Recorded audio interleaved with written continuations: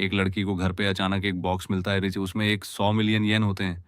सुनने में लॉटरी लगती है ना, लेकिन ये कहानी जीतने की नहीं, सर्वाइव करने की है।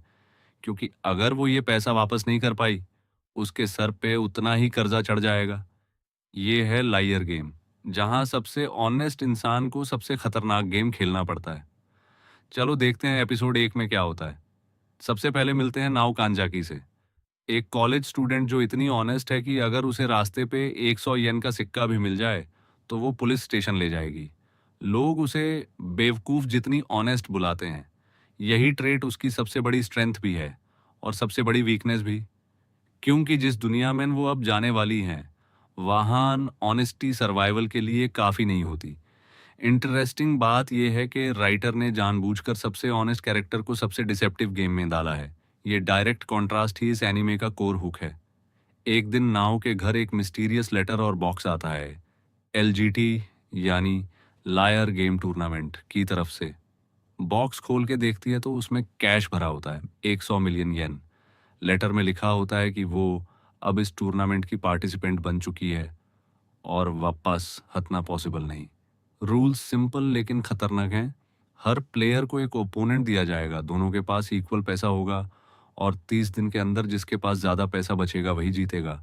अगर तुम्हारा ओपोनेंट तुम्हें ट्रिक करके पैसा ले ले तो वो उसका प्रॉफिट बन जाता है और तुम्हें अपनी जेब से वो लॉस भरना पड़ेगा, चाहे लोन ही क्यों ना लेना पड़े। ये रूल स्ट्रक्चर ही जीनियस है। गेम इतनी सिंपल है कि कोई भी समझ सके, लेकिन इतनी क्रूल है कि ऑनेस्टी ऑटोमेटिकली डिसएडवांटेज बन जाती है। डरी हुई नाव किसी से मदद मांगती है, लेकिन लॉयर्स उसे सीरियस नहीं लेते।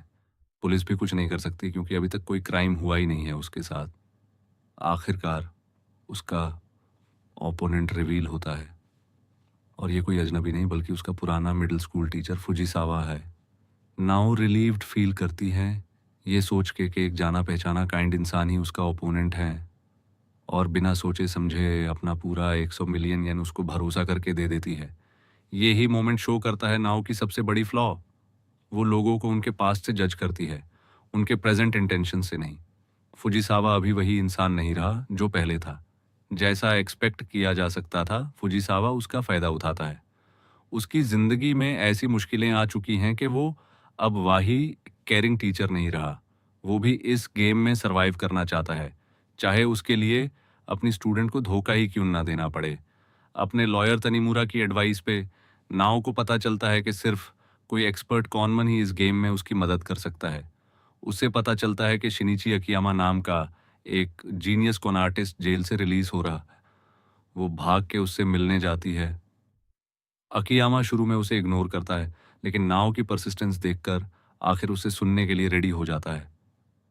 अकियामा का कैरेक्टर इंट्रोडक्शन भी इस शो की राइटिंग का स्ट्रॉन्ग पॉइंट है।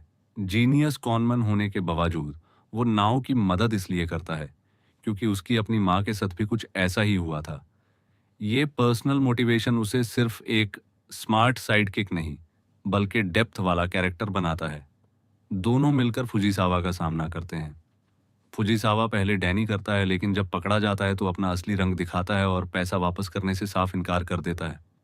वापस जाते हुए अकियामा नाओ को बताता है कि रूल्स के मुताबिक डेडलाइन से 2 दिन पहले पैसा रिलीज होगा और उसके पास एक प्लान है वो पैसा वापस लेने का। तो ये था लायर गेम का पहला स्टेप। एक ऑनेस्ट लड़की, एक जीनियस कॉन मैन और एक गेम जो सिर्फ पैसा नहीं, इंसान की असलियत भी एक्सपोज करता है।